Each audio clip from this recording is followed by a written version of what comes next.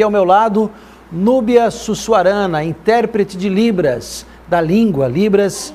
Ela está ao meu lado com um livro que já ela vai mostrar que trabalho é esse.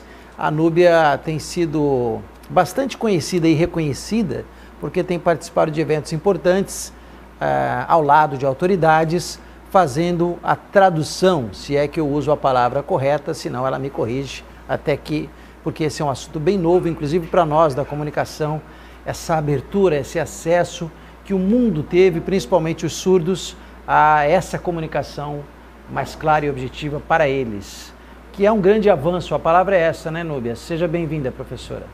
Sim, obrigada. É um grande avanço. Toda porta que se abre a gente tem que aproveitar ao máximo, porque há bem pouco tempo não era tão difundido assim, né? Então, todo o equívoco, todo conceito assim, um tanto não preciso, a gente precisa ter tolerância em relação a isso, né? E aproveitar para ensinar, para divulgar.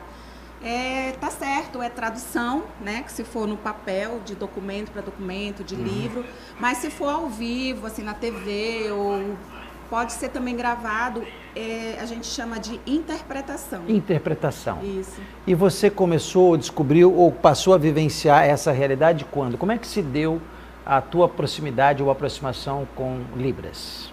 Bem, foi na minha infância. Na verdade, não foi com a Libras propriamente dita, mas foi com uma pessoa surda. Eu tinha uma amiga de infância, a Nilda, que eu não sei onde encontrá-la hoje, mas ela foi muito importante para mim. A gente brincava aqui em Rondônia a gente chama de macaca, mas eu já tenho notícias de que aí para fora, principalmente no sul, chamam de amarelinha.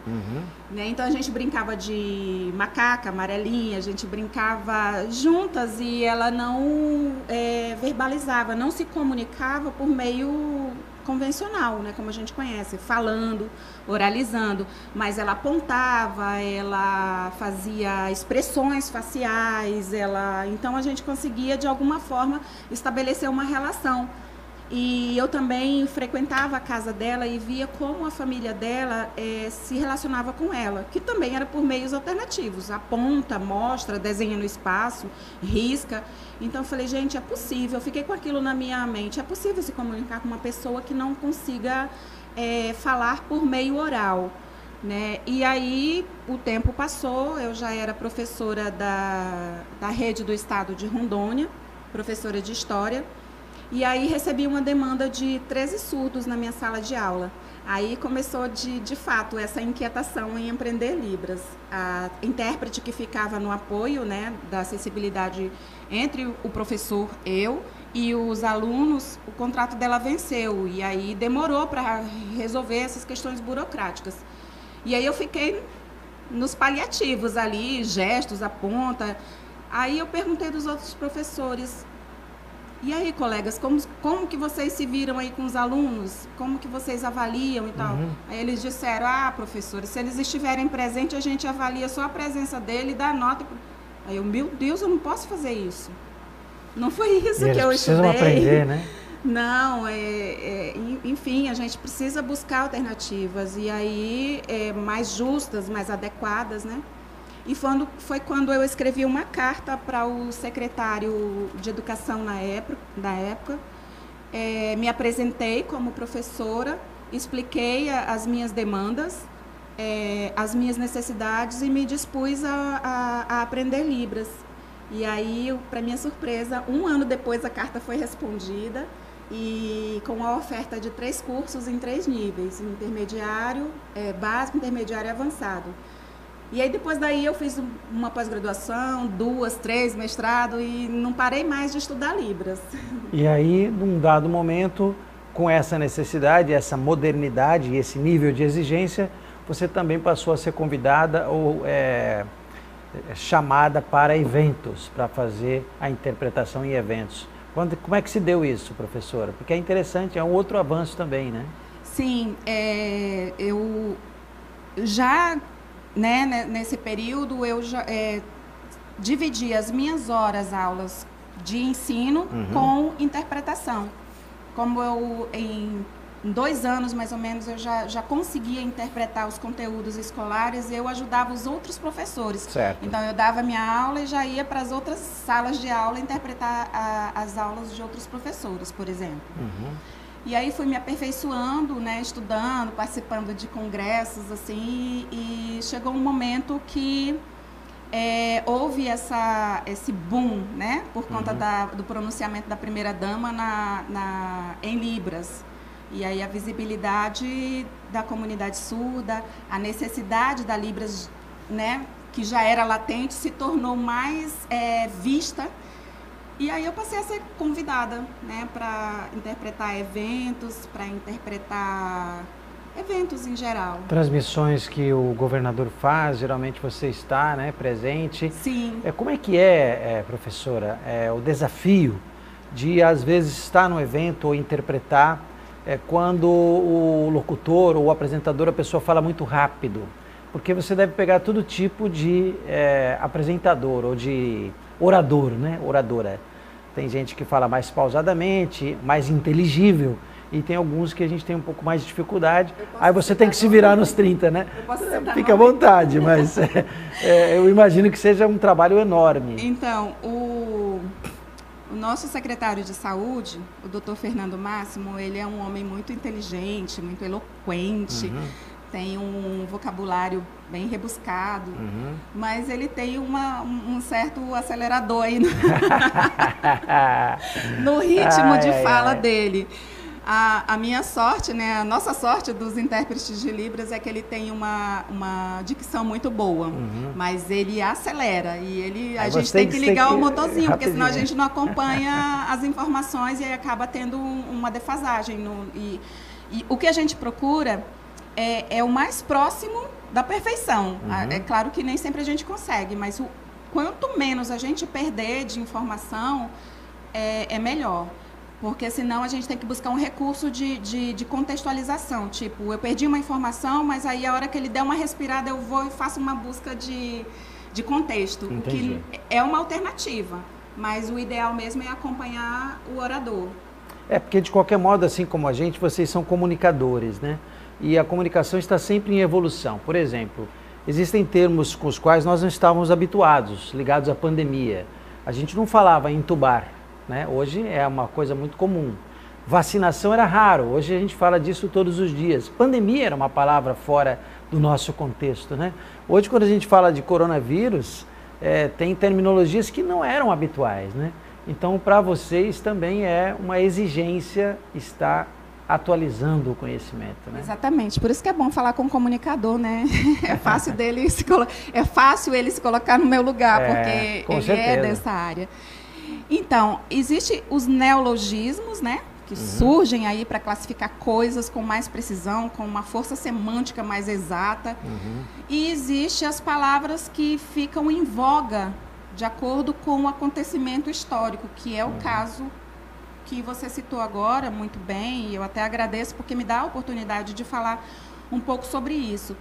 O intérprete de Libras, e eu acredito como os outros intérpretes de outras línguas também, vivem numa constante busca, pesquisa, estudo, né? Muita coisa do meu vocabulário hoje eu nunca usei e eu precisei buscar. Coloquei a faca nos dentes e saí em busca. A gente faz contato com as pessoas do SUS, lá em Brasília, com intérpretes que estão mais próximos dessas mudanças, né, no vocabulário, termos científicos. Eu, por exemplo, antes de fazer uma interpretação, se for possível, eu busco primeiro conversar um pouco com o meu interlocutor, por exemplo, perfeito. o Dr. Fernando Máximo, quando a gente tem tempo, né, porque isso é raro, ultimamente a gente já se encontra no momento da interpretação, no momento do evento, ele me explica, né, como o que é o termo tal, como funciona um procedimento tal. Isso é muito interessante. Porque aí eu posso usar, se não tiver um sinal específico, eu posso usar um classificador, que também é um recurso gramatical na Libras. E eu acho interessante a gente abordar esse aspecto, Núbia, porque além dos termos novos ou técnicos novos que a pandemia trouxe, a tecnologia trouxe ainda mais termos ou terminologias do anglicismo, do inglês, do francês, mas principalmente do inglês. Sempre fez parte do nosso idioma as palavras, né? Know-how, software, hardware, internet, enfim. Mas cada vez tem mais termos do anglicismo, né? Que também para vocês é um desafio, né? É um desafio. O intérprete de Libras, ele é uma pessoa polivalente. Uhum. Ele tem que estar antenado, tem que estar ligado o tempo todo nesses neologismos, nesses empréstimos linguísticos. Uhum. Enfim, a gente tem que estar bem atento. Eu até quero aproveitar, né, algumas interpretações que a gente é convidada para interpretar. Existe uma técnica que é parte da nossa atuação enquanto profissional. Né? A gente pede, por exemplo, um slide ou um resumo do que vai ser dito ou pontos fortes do que vai ser abordado. Por quê? É justamente por isso, porque a gente já faz um estudo prévio. Né? Existe algum termo científico que a gente precise buscar um aprimoramento, conceituação, né, melhorada em relação àquele contexto específico. Então, quando a gente pede o slide de uma pessoa, de um palestrante, por exemplo, importante, ele já fica meio desconfiado. Ixi, vai plagiar vai pegar o meu conteúdo aqui.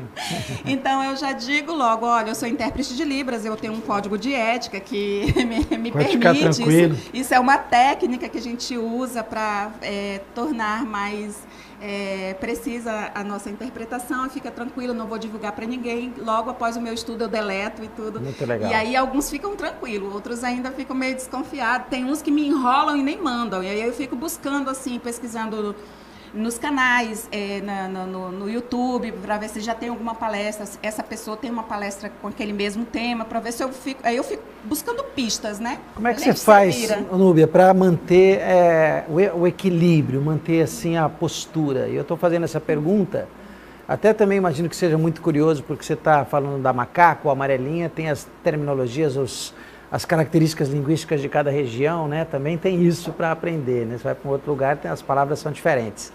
Mas como é que você mantém o equilíbrio, a postura em momentos de muita emoção? Às vezes uma fala de um orador muito engraçado, né? Quase um stand-up comedy, e às vezes um momento em que ele traz uma notícia terrível, dolorida ou dolorosa, comovente. Eu imagino que para vocês também, nós cerimonialistas, né, temos que manter uma postura, um equilíbrio, e nem sempre é possível, né? Nem sempre é possível. A gente tem o exemplo da intérprete que fez a voz da primeira-dama na ocasião, né? Voltando a esse exemplo, que é o que está mais em voga ainda, foi tão assim espetacular, né? Foi tão marcante para a nossa história. Do presidente Bolsonaro que fala, né? A Isso, língua então a gente viu que ela engasgou, mas ela se manteve ali até o final e conseguiu concluir. Mas a gente percebe, se voltarmos lá, né, naquele momento, a gente percebe que ela se emocionou e ela fugiu um pouco, né, embora o momento, né, fosse de grande importância, emocionante para todos, não era o contexto que a primeira-dama estava. Ela mesma, enquanto profissional, deve ter sofrido muito, eu imagino, né? E estar ali naquele momento para ela foi muito emocionante, mas não comprometeu em nada, a informação foi passada. Você já passou por algum momento assim? Muitas vezes. A última, assim, mais marcante foi interpretando o governador Marcos Rocha, num desses momentos, assim, ímpar aí de coletiva, né? Que ele ressaltando, o nosso governador faz questão de que toda coletiva seja acessível em Libras e isso também é muito importante, essa sensibilidade dele em relação à acessibilidade em Libras. Então, num desses discursos dele, ele chamando a atenção do público para os cuidados com relação à utilização de máscara, os cuidados de higiene, né? Ele citou como exemplo o falecimento da minha filha, que foi tão jovem e tal, por conta de complicações do Covid. Naquele momento, imagina, eu engasguei, olhei para baixo, respirei e continuei. O meu telefone choveu de mensagens, assim, Que momento. se solidarizando, falando da atuação profissional, você merece estar aí e tal. Assim, foi incrível para mim, eu não sabia que daria tanta repercussão. Mas, assim, foi aquele momento que eu precisei manter um equilíbrio profissional. Parabéns por você ter conseguido.